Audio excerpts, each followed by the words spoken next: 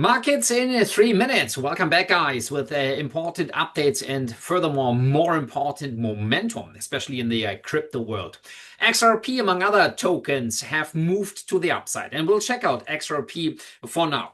The market momentum is extremely interesting, currently starting to weaken, and the question is, based on shorter time frames, will we see that XRP is falling back below this strong resistance area, or will we see, and that's exactly remarkable on the daily chart, that the market is just starting basically to appreciate previous resistance, now turning into support, which could push the altcoin season moving forward, and in particular moving as well XRP towards higher levels.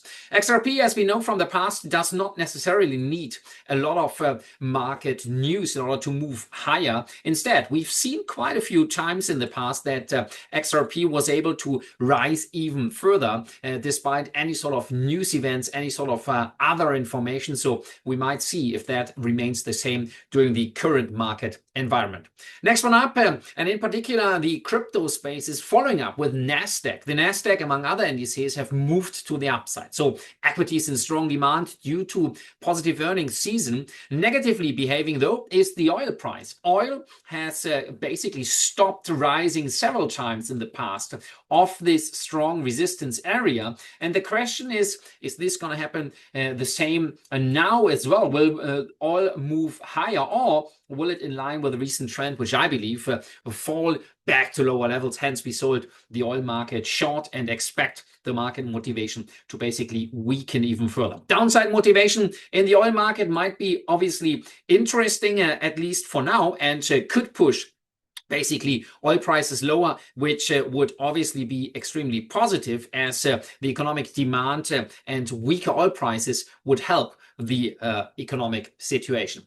Today we got the European Central Bank, and they are going to decide upon the interest rate decision. No change expected, but the outlook of Christine Lagarde might be interesting. If she's not going to tell us that further rate cuts will come, this could be extremely positive for the euro-dollar currency pair. And the market currently is just about to break higher. This current area, just shy of the 118 zone, might push the market back to the upside if she, as said, does not move interest rates or cut interest rates, and also gives us some sort of information where interest rates will remain in the near future, which is one of the big reasons what could push the euro-dollar currency pair towards higher levels, back above the 120 area, which would be the 122 zone, if not even higher. Guys, that's our short update for the day and for the week. So talk to you soon. Have a good day trading. See you then. Ciao, ciao.